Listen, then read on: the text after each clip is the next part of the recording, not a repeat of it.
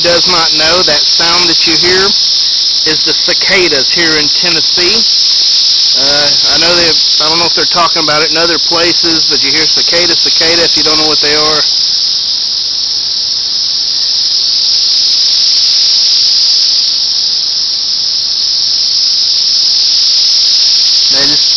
The males are making all that noise trying to attract mates.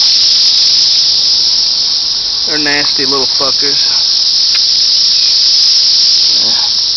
No good light on this side. There you go. Look at that nasty stuff.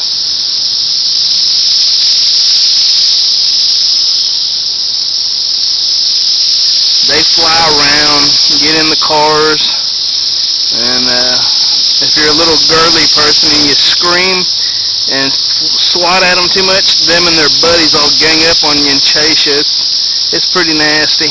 The ladies hate it because it gets all in their hair, and I guess I can't blame them too much. But that's what the cicadas are.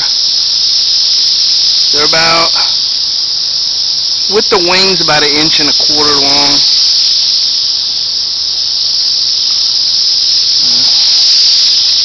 One of them things we got, and you're like, what the hell is the purpose?